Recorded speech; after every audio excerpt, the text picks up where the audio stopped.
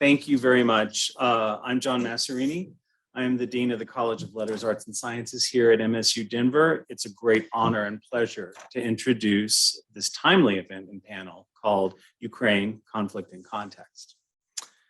Modern universities provide several outstanding benefits for the public. Access and daily engagement with learned experts and topics across the vast scope of disciplines at MSU Denver give our students outstanding, focused disciplinary training. However, that only tells part of the story. It's the exposure to and application of multiple disciplinary perspectives that give humans a capacity to think in highly developed ways.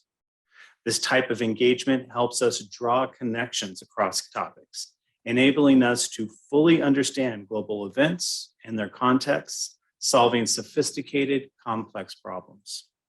The humanities, letters, arts, and sciences are at the center of this type of human knowledge and understanding. Today's event is a contemporary and powerful demonstration of the humanities and history at work. Another benefit to being part of an outstanding educational institution is the wealth of experts on our campus that can guide us and provide context to pressing and current events impacting our lives and the lives of those around the world. This challenge is moving quickly to gather this talent to engage our students in the broader community at the moment when global events arise. The remarkable work of the Department of History, the Denver Project for Humanistic Inquiry, or DeFi, and the President's Office brought this event from conception to reality in just 6 days. This is just one example that demonstrates how MSU Denver is meeting and delivering on our mission while fulfilling our responsibility as a public institution of higher learning. At this time, I would like to introduce Dr. Janine Davidson, President of MSU Denver. Thank you. Thank you. Thank you, Dean Masserini, for getting us started. And thanks again to the History Department and DeFi for collaborating on this, and Dr. Tran and our events team for putting the panel together so quickly. The conflict in Ukraine is obviously an issue that many of us are very concerned about. We capped the in-person attendance so that we could save space for students, and the RSVPs filled up in less than 24 hours. So I am glad that we could come together, and I want to thank those tuning in on Zoom as well for engaging us today. I'd like to set the stage for our discussion. As we know, on February 24th, Russian forces invaded Ukraine. Cities are being destroyed, and over 1 million Ukrainians, mostly women and children, are on the move as refugees, while men between the ages of 18 and 60 have been required to stay and fight. The invasion followed months of a steady buildup of conventional Russian forces along the Russian-Ukrainian border and the coastlines, and Putin's demands that NATO promise never to admit Ukraine into the alliance, which NATO refused to do. On February 21st, 3 days before the invasion, Russia recognized breakaway Ukrainian regions, Donetsk and Luhansk, as independent states. Thus, Putin's beginning pretext for what he is calling a special military operation was about peacekeeping and protecting pro-Russian people in these regions. We'll hear more about Putin's understanding of history and why he thinks Ukraine should be part of Russia in just a bit. But let me say a few things about the actual military operations so far. Most experts and Russia watchers, including myself, expected Vladimir Putin to focus on Eastern Ukraine and the Donbass region, and basically to consolidate control over the areas he'd been conducting, quote, hybrid warfare in since 2014, when he annexed Crimea and deployed irregular forces to the region, otherwise known as Little Green Men, to support the pro-Russian separatists in this region. But instead of containing his ambitions in the East, within days, his forces were executing a full-scale conventional invasion across all of Ukraine. And so, surprisingly, also botching it up a bit. His first attempt to take Kyiv and its airfield, which was supposed to take hours, failed as Ukrainian special forces shot down 3 troop-carrying helicopters, including the division commander. Ukrainians pushed back across Ukraine. Russian logistics failed as units ran out of fuel and food. Russian forces have since redoubled, but that none of this has been going to plan is likely infuriating Vladimir Putin. So whereas we underestimated his ambitions and the power of a threat of sanctions might have had in preventing the invasion, Vladimir Putin also made some miscalculations. He overestimated the degree of pro-Russian sentiment. There have also been protests in Russia. He underestimated the degree of resistance he would encounter from the Ukrainian military, who fought back hard, having benefited from 8 years of training and equipping by the United States and European partners. And he underestimated the potential for a unified response of NATO, the EU, and basically the entire international community writ large. NATO and the EU are more aligned than any time in the post-Cold War era, and the eastern flank, the Baltic countries and Poland in particular, are massively reinforced with NATO rapid reaction forces and more. The most severe sanctions in the history of sanctions and general condemnation has come from all corners of the globe. So there is much more to discuss, including what our options are as Americans and NATO members, how this conflict might evolve or end or even spill over, and what we can do about any of it from our safe distance here in Colorado. We're so fortunate to have fantastic faculty experts from MSU Denver's own history department here with us to dig deeper into these issues. So I will turn it over to Dr. Kim Klimek, Professor of History, to introduce our other panelists and explore other elements of this ongoing crisis. Thank you, Dr. Davidson. We as humans seek answers consistently to the vicissitudes of life. And it's through the humanities and through history that we can make sense of these vicissitudes. And we welcome you all here today and online to our brief discussion of Ukrainian and Russian history, as we take a critical and a historical lens to help shed light on these tragic modern events. Continuity and change are the hallmark of the historian's field, and we spend our time scouring sources, seeking questions to the answers of how and why of past events. But our work is not tied to the past. We are not hidebound scholars hiding in libraries, disappearing to create works that only a few of our fellow academics will read. We do not seek to concoct a truth of the past or even of the present, but really to make sense of the rich and complex pasts of peoples all over the world. Our work is critical to both an understanding of the past and to an understanding of the present. I have with me today a panel of amazing women. And can we just take a minute to see that we are discussing a modern geopolitical event with a panel of amazing women from MSU Denver? Not one of us is a scholar of Ukrainian history. Not one of us is a scholar of Russian history, but we are all historians. And as such, we're bringing to bear our understanding of past events on modern. I'd like to introduce all three of the speakers, and then we're going to get started today. Our first speaker is Dr. Andrea Maestrowan, historian of modern Europe, who focuses on economic and personal history of Germany and its neighbors. As we heard from Dr. Masserini, or actually, I don't think Dr. Masserini mentioned it, but Dr. Maestrowan is holding a conference on the Holocaust, genocide, and mass violence in the public imagination this fall on campus. It's really a big deal. You should check out our website for more information. This conference is indicative of her consistent work to mitigate hatred in modern society. She works unceasingly for our students, creating pathways for their successes.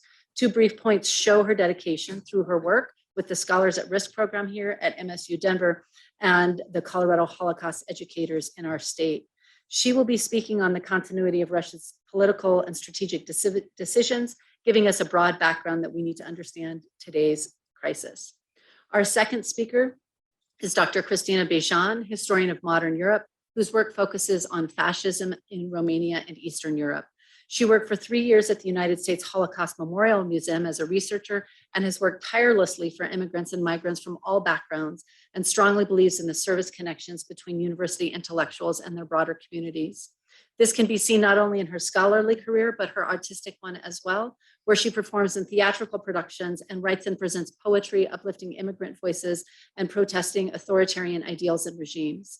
She will be speaking placing us within the Eastern European perspective of warfare and migration from a very personal perspective. We are also joined by Dr. Janine Davidson, who holds a PhD in international studies and has served on multiple teaching and research roles on military and civilian strategy. She continues to serve on the Department of Defense Policy Board and the Council of Foreign Relations, where she brings her considerable experience and energy to the national stage. She recently taught a course on the legal and philosophical origins of free speech and continues to champion students through her support of social, emotional, financial, and educational needs of those who seek higher education. And as you heard, she also happens to be the president of our university. She will be speaking on the role of NATO, the United States, and our current military issues. So we're going to start today with Dr. Maestrowan. Dr. Maestrowan, can you give us a short overview of Russia, Ukraine, and what kind of brought us to this conflict? Okay, I will do my best as I have put together a presentation that will be a very quick sprint through several centuries of history in this region. And firstly, I thank the organizers of the panel and my esteemed colleagues here for allowing me to participate. I will give the same caveat. My original background is in the sciences. My historical research is in markets for technology in late 19th and 20th century United States and Germany. So I have created a course on history, the history of Russia, its predecessors, and as a part of a project that I think my students need to understand this part of the world better. But I'm in no stretch of the imagination an expert on contemporary Ukrainian and Russian geopolitics. So with that said, I'll start with a map. A map. To suggest that size does matter. And it's hard to understand the geopolitics of Eastern Eurasia without noticing the differences to that of Western Eurasia. These are massive entities, state entities, that has persisted over time.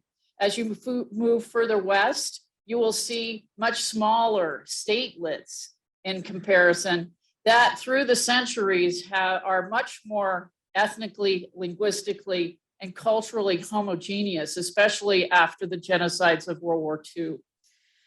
But it's important to keep in mind that because of this geography plays an important role in the understanding of the past, the present, and the future, and our own geopolitical sensibilities, whether they're based in North America, in Western and Central Europe, really don't help us understand completely the dynamics that are in play. And I just want to show you a quick picture as I begin this discussion or presentation on the long, intertwined, and complicated history of this region is contemporary currency, bills of currency, both Russian and Ukrainian, that celebrate the heroes of their past. And it's a shared past. If we think about the bills that we pull out of our wallets and who's represented on them, two of the most important founding rulers of the Kievan Rus, Yaroslav the Wise, I'm doing this chronologically backward, and Vladimir the Great are represented as important historical figures for both Ukrainians and Russians. There's other ways, though, that they share a common history, besides in their heroes, that they were at the crossroads of the world. The Kievan Rus was founded because of its lucrative and dynamic trade at the center of the world. I already mentioned they share a past greatness, a golden age, if you will, and they both consider themselves inheritors of the Roman Empire, that they saved the empire from the barbarians.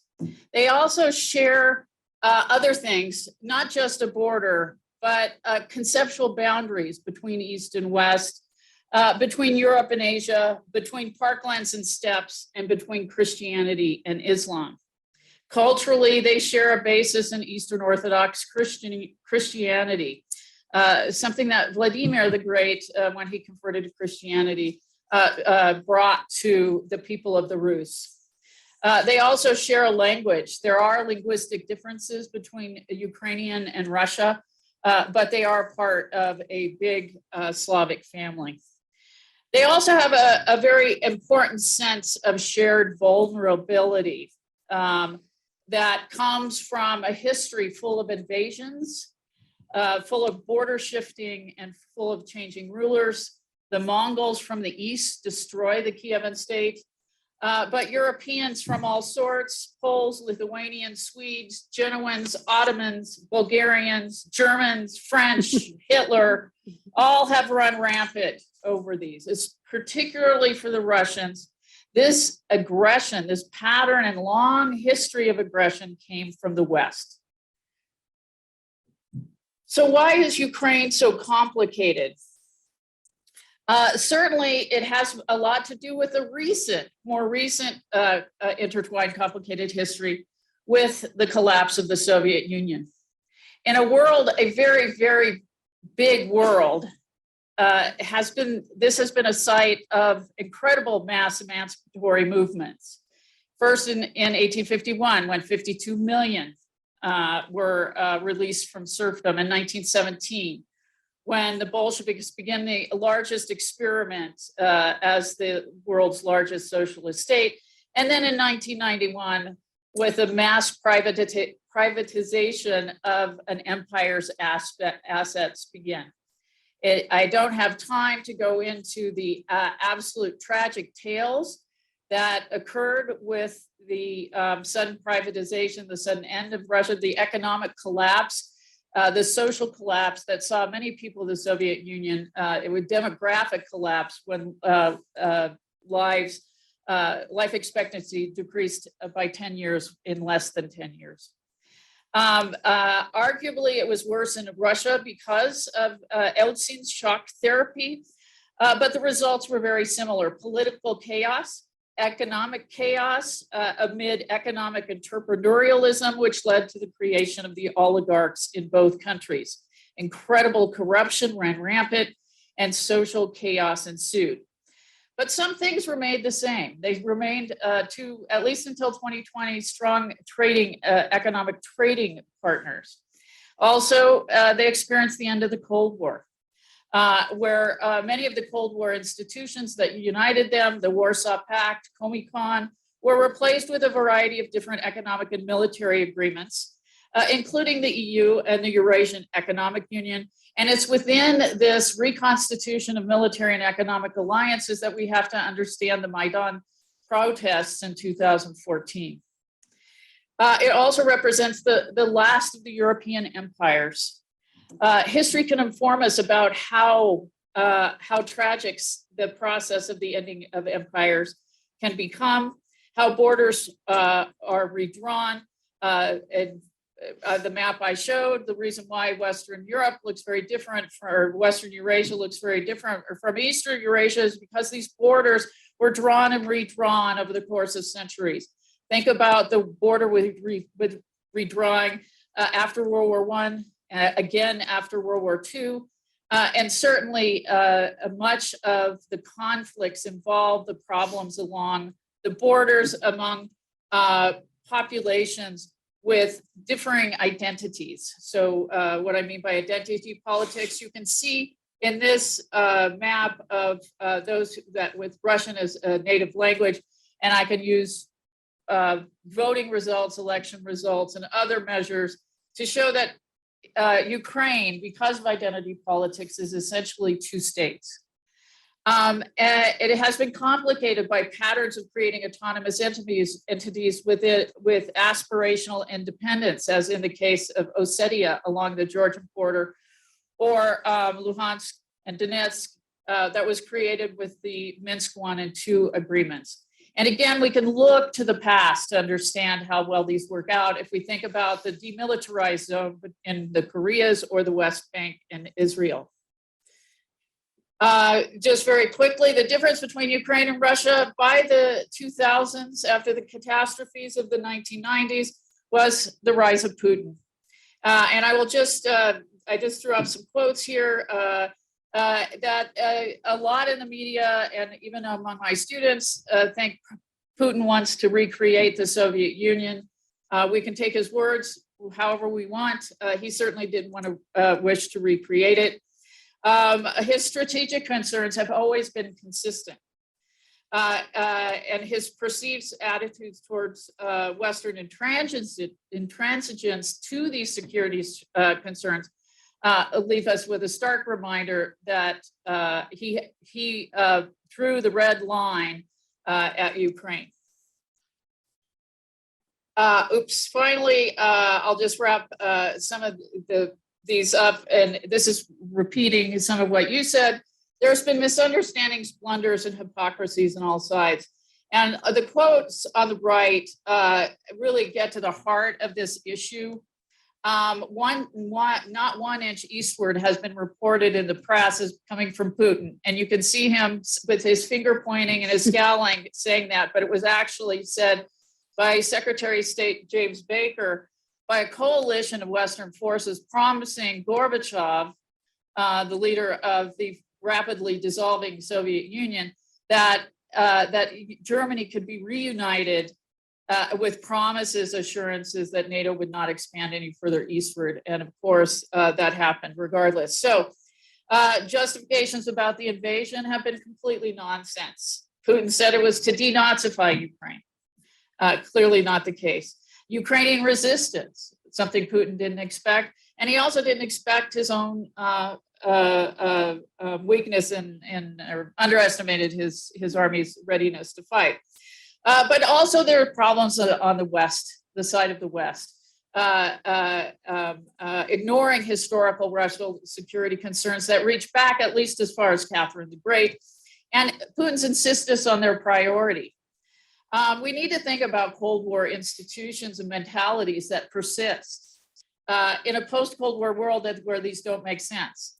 The Warsaw Pact is gone, but NATO is not, and both of those institutions are products of the Cold War. We also need to think about realpolitik, that we pursue politics to our own national ends. And unfortunately, we don't have the Bismarcks or Kissingers to guide us right now. But whether, Russia is justifying their involvement in Eastern Europe and the Caucasus, or the United States interfering in the countries of Latin America and other places in the Western Hemisphere, it's the EU expanding its role from a simple economic alliance to one taking a more military role. And as well, I think, which is much more problematic for somebody who teaches Nazi Germany, 2 weeks ago, the new chancellor of Germany announced the largest rearmament program and expansion of budget, military defense budget since the end of the World War. And nobody in Europe likes to rearm Germany, operating independently of the NATO or the EU, but that's what they're doing. So final thoughts, it's important to keep in mind people and their leaders are products of their history. Things always seem different from other sides, and there's multiple sides to every story. You need to know something about with whom you're dealing, and you need to learn some history. We also need to develop effective and consistent policies. The West cannot promise one thing and do something else. And I'm encouraging my students here to consider public service. And consider public service in a career dedicated to diplomacy and the art and craft of statesmanship, which I think has suffered over the last several years. And with that, I'm out of time, but thank you very much. Well done. Our next speaker is Dr. Bejan. Dr. Bejan, can you give us a little bit more about the lived experiences of people in Ukraine and what they may be experiencing right now? Absolutely. So there is a lot of fear on the ground. We are experiencing a war, but we're also experiencing a global humanitarian crisis. And just to give you some numbers, 1.5 million refugees have fled or in the process of fleeing Ukraine as of today. Moldova, former part of the Soviet Union, a tiny country between Ukraine and Romania, currently has 240,000 refugees in a country of 3 million people. And Romania, which is my family's country, currently has 64,000 refugees in a country of 19 million people.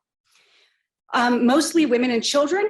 It was said that the men have remained home to fight. And I think what's really important to put ourselves in other people's shoes, there is a fear that Putin is not going to stop.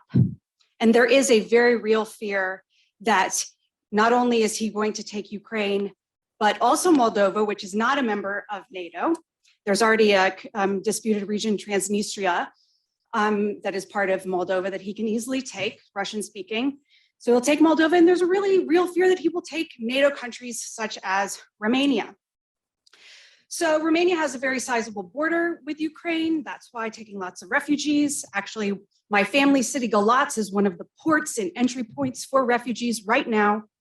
And other countries that are taking sizable refugee populations are Poland, Slovakia, Hungary, and then Belarus, an ally of Putin, taking some, Western European countries, and also the Russian Federation itself. It's important to note that the UK is not taking any refugees.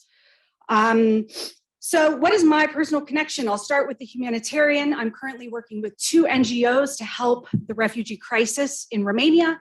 The first is an international one based in Washington, DC, and the second is a Romanian-American one based in Romania. So what is my connection to Romania, and how is this relevant to Ukraine? Well, I've already explained the geography. So I am first-generation American. I'm Romanian-American. My father fled communist Romania in 1969 during the Ceausescu dictatorship. This was during the Cold War. Romania, like all of Eastern Europe, like all of the Warsaw Pact countries, were communist, and these governments were imposed by the Soviet Union. They were not authentic to these countries. They were brutal dictatorships. Both of my grandparents on my dad's side were in prison. Many people were sent to labor camps, including my great uncle, who served 10 years on Romania's most notorious labor camp. That's the equivalent of the Gulag, if you've heard about that. There are very legitimate reasons that Eastern Europeans are not huge fans of Russian leadership. And I grew up hearing about and fearing Russian aggression. In the 1980s, I grew up in North Carolina. We never thought that the Cold War was going to end. We never thought we were going to be able to see our family in Romania, ever. So when the Berlin Wall fell, that changed our lives completely. And during these years as a child, there was one word that was just around the house, and that was Yalta. How could the United States sell us out at Yalta, the war conference of the Allied leaders after World War II, where Churchill and Franklin Delano Roosevelt agreed to let Stalin waltz into Eastern Europe and essentially take it as his sphere of influence. He promised self-determination, but obviously Stalin didn't keep his promises. So what about Eastern Europe? How come a Romanian American knows so much about Ukraine? I have something to tell you. Eastern Europe is totally diverse. It is ethnically, racially, religious, linguistically diverse, and we share so many of the same traditions. It's also, I hope I mentioned religion. A lot of Eastern Europe practices Orthodox Christianity. And so we share these maybe cultural traditions, religious traditions, and we share this common history of Russian aggression. So the Russian threat was happening for Romania even in the 19th century, fighting various wars. And so I mentioned at the very top of my very brief minutes that Moldova is this tiny country between Romania and Ukraine. Well, Moldova actually was part of Romania, but Russia kept breaking it off and wanting it for itself. But the majority of the population of Moldova are Romanian speaking. So, and this diversity is very important when we think about Ukrainian versus Russian within the territory, the sovereign nation of Ukraine. It is that most of the people have access to both languages. Obviously, we've heard Zelensky speak in both languages, but the languages are as different as Dutch and German.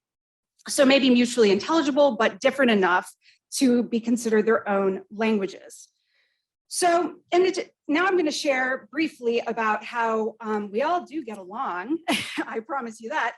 In addition to my American friends here in Denver from all different backgrounds, I'm a very active part of the Romanian community, and we hang out with Ukrainians and Russians all the time. Seriously, we throw the best parties and we're always together.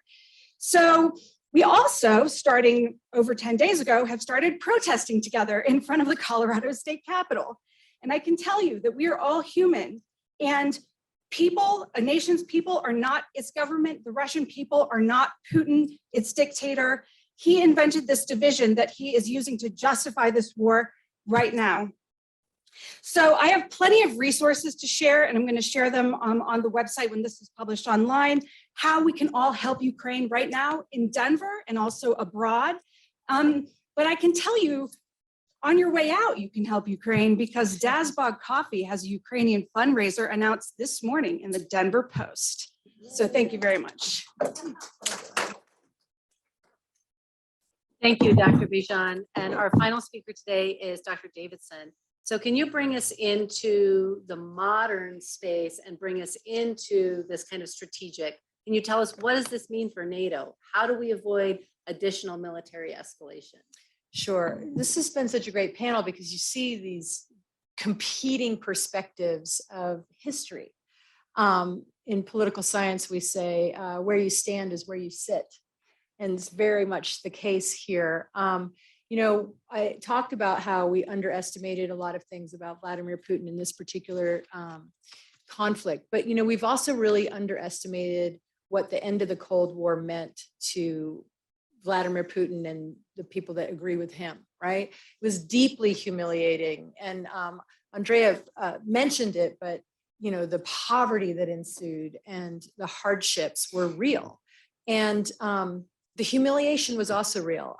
My personal experience, I've done a number of NATO conferences and workshops and even war games.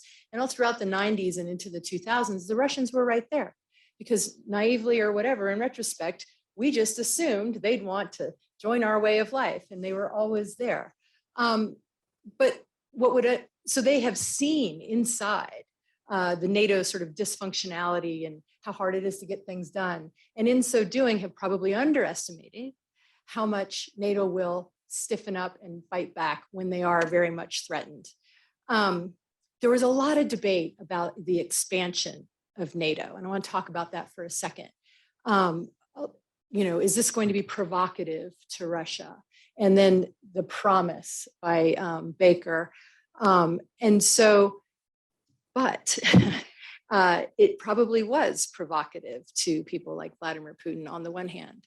On the other hand, in all my experiences at these workshops and war games, inevitably, it would be folks from Eastern Europe, generals or admirals or secretaries from Poland, and especially Estonia, Latvia, or Lithuania or Romania sometimes, that would pull me aside in the hallway at the break, which is why in-person conferences are great, and say things like, what the hell? Are you guys taking Russia seriously or what?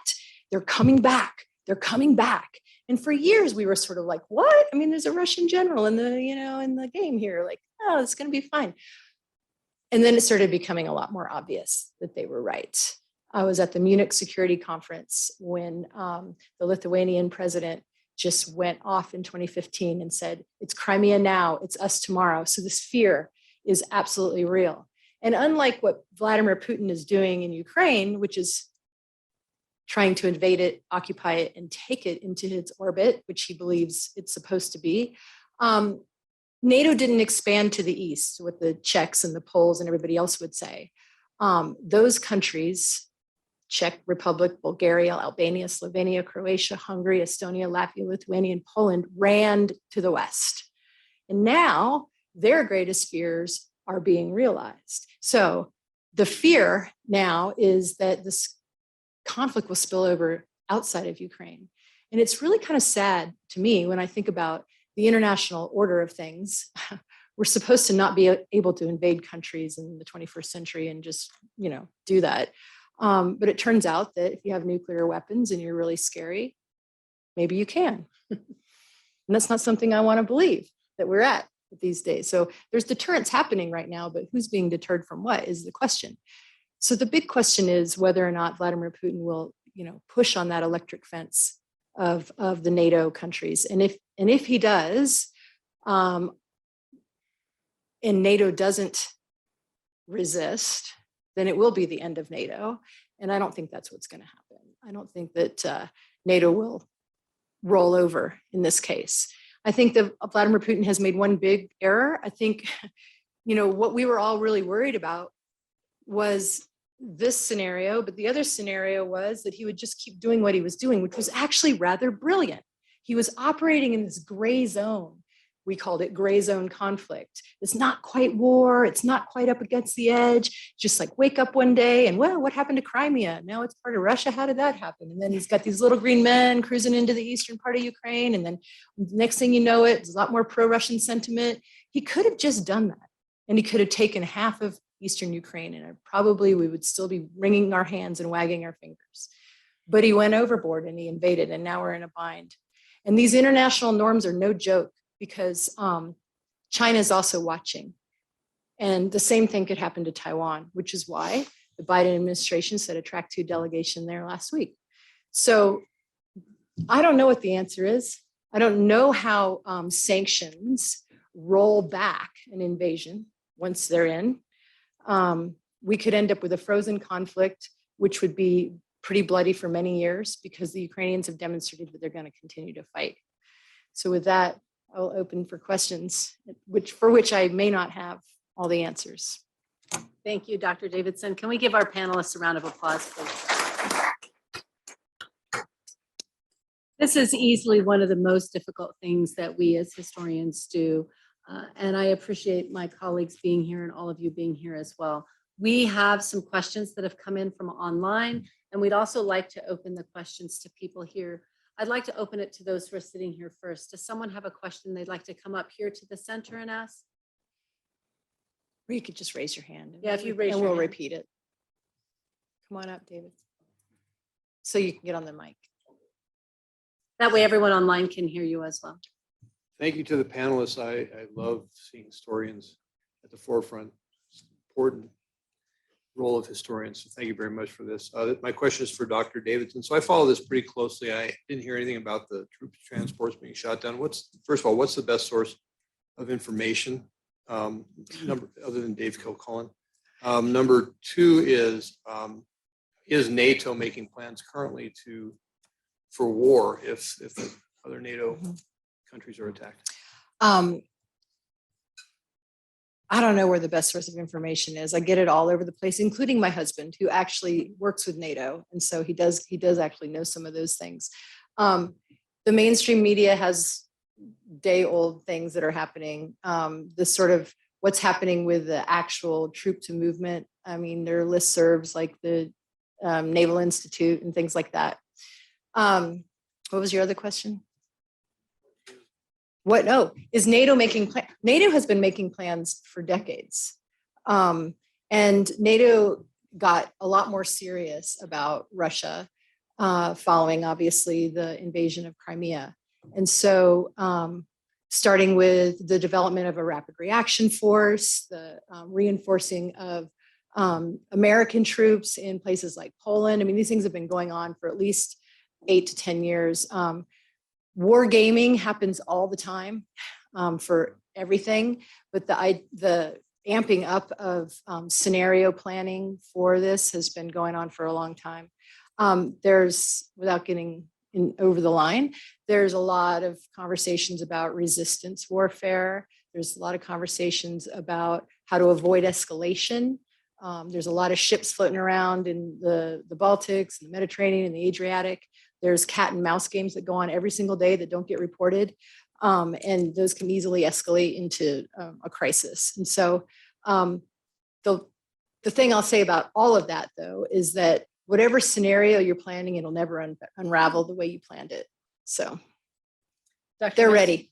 Dr. Meister-One, you said you had an answer for that as well. There is a scholar he's a political scientist with a specialist in Russian and Eastern European studies at the University of Bremen, who is collecting reports from the ground, Nikolai Metropkin. And he is the source now for some of these troop movements and kind of battle results and things like that. I have only been able to access him through Facebook, but he is keeping these, and in the circles of Ukrainian and Russian specialists that I know, they're using his data as a proxy for any kind of information getting out of this area. When you all discuss the nuclear threat, it is more frightening than the Cuban Missile Crisis. So do you mind if I repeat that for people online who may not have heard it? Okay. Could somebody here talk about the nuclear threat? Because that is a very scary situation, definitely for those of us who lived through the Cold War the first time. Dr. Davidson? Yeah, I'm happy to do that. Not happy to do that. By the way, that's Barb Grogan, former board chair, and we also have Russell Knowles, our current board chair. Thanks to the trustees. Oh, and Bethany for coming. So the problematic thing about Russia in all these war games that we do, David, is that Russia for many years has been blurring the line between the nuclear threat and the conventional threat. He sees nuclear weapons as just part of his arsenal. That said, nuclear weapons are different than you think. There aren't just like one big intercontinental ballistic missile. There's tactically oriented nukes that he would potentially utilize. I mean, if he were to, I don't see him, taking out a Western European city with a massive nuke. I see him, if he does cross over that line, it would be utilizing a tactical nuclear weapon in his regular battle plans, which is pretty destructive. But then again, so are some of the conventional weapons that we have, like those, daisy bombs that we used to use, cluster bombs, thermobaric weapons. So the blinds are a lot more blurred, and it is definitely a threat. The issue would be like the radioactive material that would be wafting over Europe, and query, as David would say, query whether that would be an Article 5 violation. But can he weaponize the plants, the nuclear plants? He's already got some. He could blow them up, and that could create some, radioactive fallout, but it's not, which is a weaponization if you like, but it'd be Chernobyl-esque. But Chernobyl is not in operation and hasn't been since the, so it'd be Took the tough. other, took both of them. Yeah, and I don't think he needs you, to be honest, he doesn't need Ukrainian nuclear facilities because Russia already has them. I mean, I think the reason that he took the power plants is to choke off power, right? To control the power. Yeah. Right. Control the I infrastructure. mean, he can use other things to blow other things up. Right, yeah. This is, the Russian army is well equipped. Whether Russian soldiers, certainly it's clear that they had no idea why they were amassing on the border. And, we've seen pictures in the news where Russian soldiers are interacting with Ukrainian citizens. And it's very confusing to them what exactly they're doing. Until the battle orders were issued, it wasn't quite clear to the Russian soldiers what is happening. They're being stalled, right? That's not going to Putin's plan. But Putin also said, and again, I can only quote what he says, and you can interpret it, is that he understands any use of nuclear weapons as mutual destruction. Game over. It's a zero-sum game. And I know I stand in contradiction to Fiona Hill, who absolutely believes in this threat to use nuclear weapons. I don't think he has too much of an egomaniac and savior of his people to, exterminate the planet. But who knows? It's changing. I wasn't around for the Cuban Missile Crisis, but I know people who took that very, very, very seriously, questioning whether they should have ever gotten pregnant with some of the kids I went to school with. And so I think they're similar situations because we negotiated a peaceful end to that, but it wasn't clear. But that was a line too far. That was our red line in the United States, that the Soviet Union cannot arm countries within our sphere of influence. Do we have any other questions from the floor here? I see one here. There's a couple over there. I'm curious, is this, two questions perhaps, but is this and Russia's economic situation evolving following the invasion? Is this an example that increased economic globalization is phasing out the possibility of conventional war. I'm just going to re-ask that for people online. Is the increased globalization, economic globalization of the world phasing out these wars as you're seeing? Am I understanding that? Essentially, is conventional war becoming too expensive? Is conventional war becoming too expensive based on economic globalization, modern economic globalization? Well, We keep talking about the modern stuff. We're all Janine all the well, time. well, right I would say, I mean, you only have to look at history to understand that humans will find all kinds of ways to fight. I don't think economic interdependence is going to do anything to countries' desire to build armies and to fight each other, but y'all are the historians, so. Well, I'll just jump in real quick. I read an article in The Economist this morning, and forgive me, I don't remember the author, but it was about how having a World War-esque conflict in the 21st century does not bode well for the rest of the century. The argument of the author was that this is going to lead to more armed conflicts if it's not stifled as soon as possible.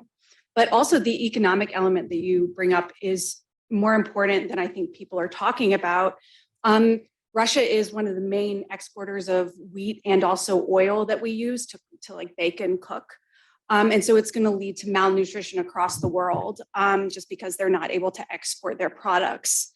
It's not just oil. We understand oil because we're in the United States, but just think about the rest of the world. They don't have the oil to cook.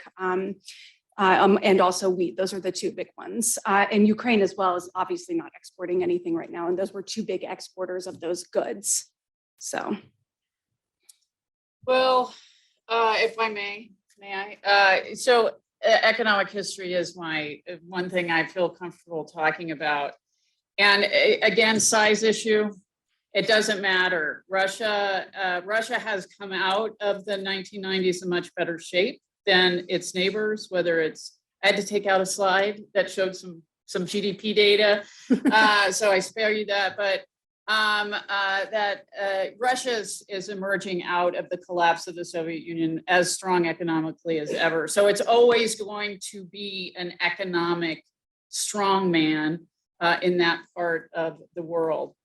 But I think since the World War II, there's a lot of money in arms manufacturing and dealing. So even though the average American and the average Ukrainian is not reaping the benefits from that, there are people who are. They were cheering when Scholz announced that Germany is going to rearm independently. And it's conventional warfare is a lot cheaper when we fight wars by proxy, which we do when we sell, when we provide guns and munitions to areas like Ukraine. But it's not Ukraine. This has been a pattern that has gone on for a long time.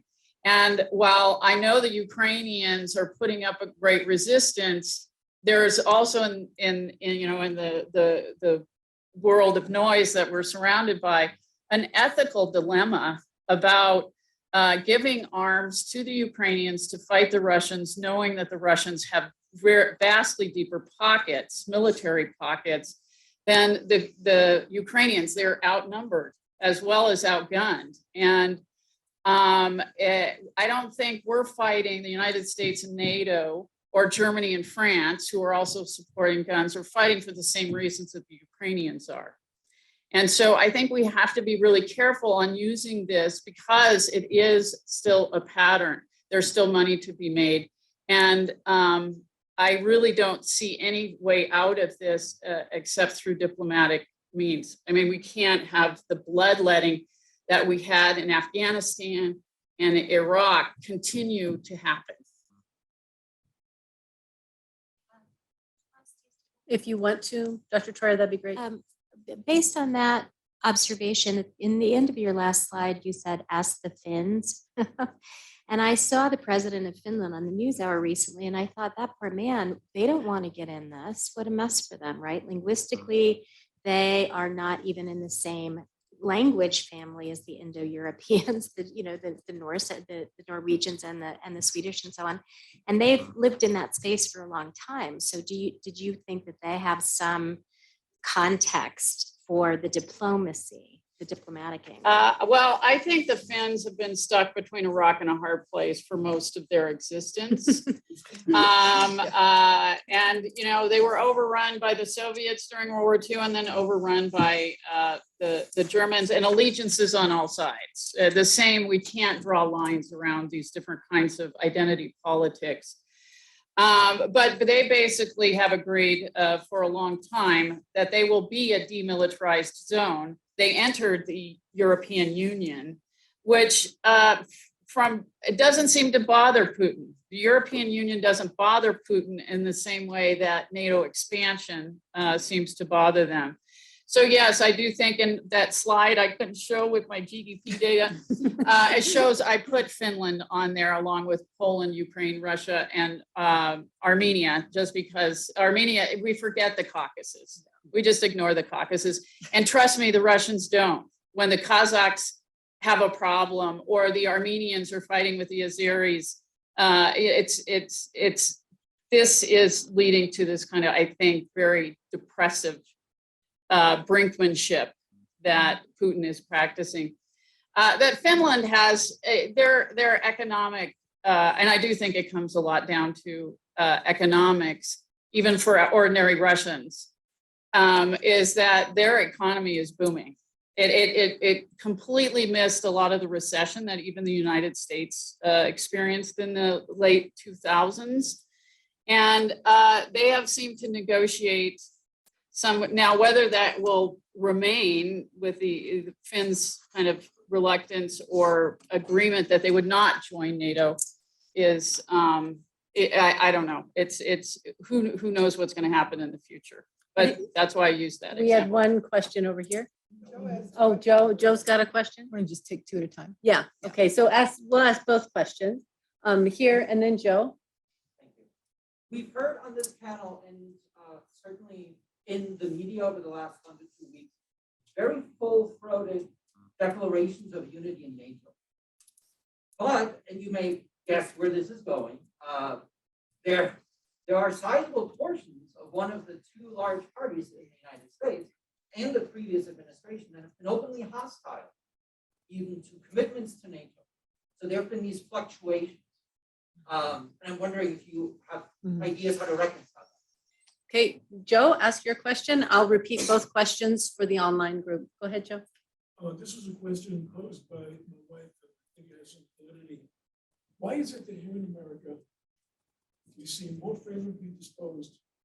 We see footage of cute little kids who are going to be refugees in their puffy ski jackets, and they look like us.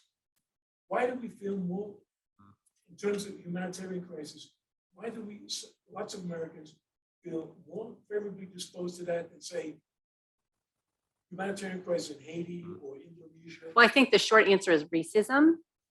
Yeah. So your wife is a very smart woman. I've known that for many years. So Joe asked here, why is it that we seem in the United States to be more disposed towards Ukrainian refugees than we do refugees in Haiti and other places? And my very snarky, but I think very true answer is racism.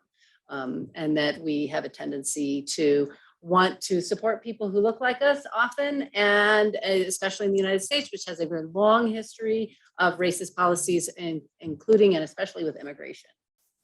So if your wife came up with that answer, then I think she's a really smart woman. And then our second question, our first question here was talking again about the United States and why there seems to be a large portion of political players in the US today who are supporting or seem to be supporting Putin in the invasion of Ukraine. There's also a couple of questions here on the online that matched this question that asked, why is it not okay to just take part of Eastern Ukraine, who seems to be most Russian, based on the slide that you showed, Dr. Davidson. So maybe we could talk a little bit about that one. Like, you know, why is it not okay to just take a part of a country that wants to be part of your country? I think I know what my answer would be to that, but borders, sovereignty, but that's just my quick answer. And then what do we say to people in the US who seem to be feeling fairly anti-democratic?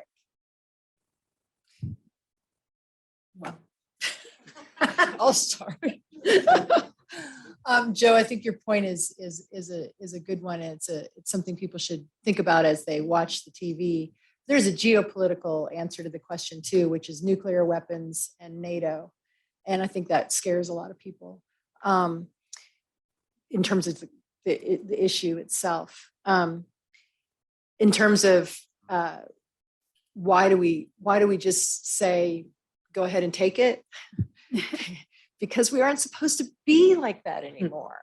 I mean, I do think there's this clinging to our international norms, because if we don't have that, we have just look at the history of the 20th century, trying desperately not to let that happen. And there's a domino effect. I hate to use that term, but there's a, very great fear, and you heard it in your voice, of the spilling over beyond just one country. You let one go and they just keep going. I think that's a very real thing.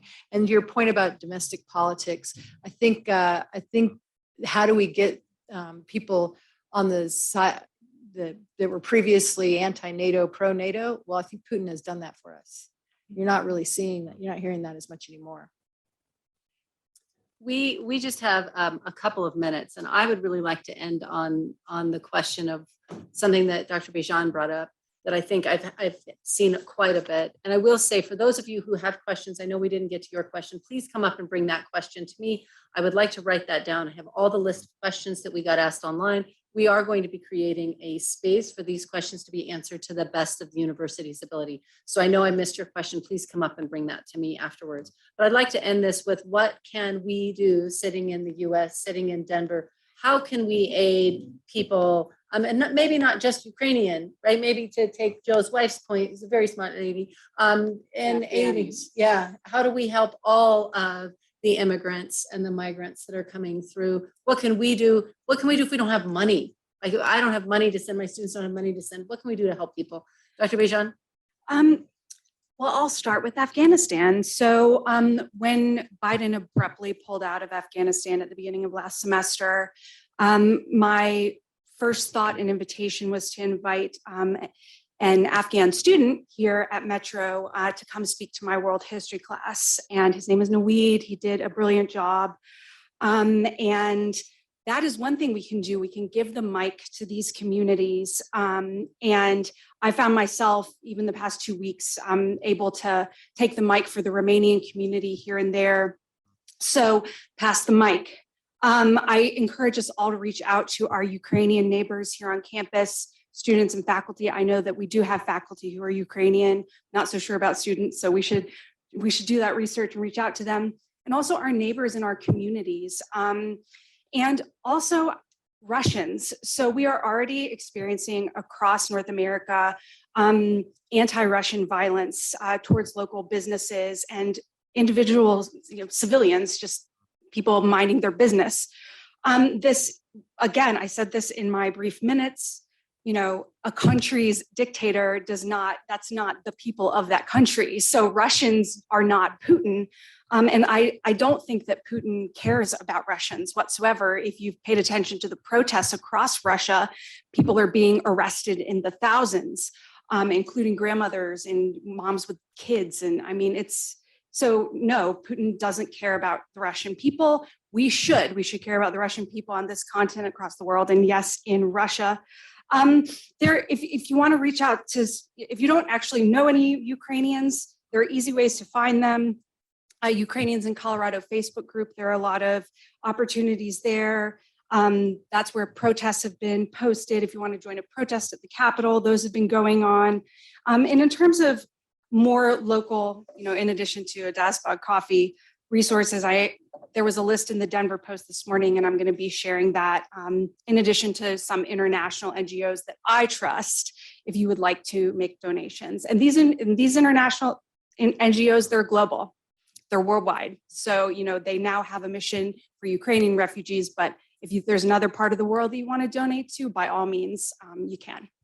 Thank you, Dr. Bejan. Dr. Davidson, would you like to take just a minute here and close us out, please? Sure. Thank you. That's it. We're just a little bit over time today. Thank you to our panelists. You ladies are amazing.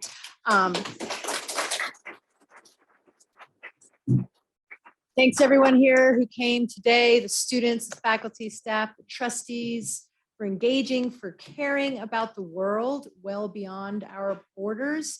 And as a reminder, we will be revisiting this topic and much more at the President's Speaker Series with Fiona Hill on March 16th. Dr. Hill is one of our top foreign policy experts on Russia and Europe.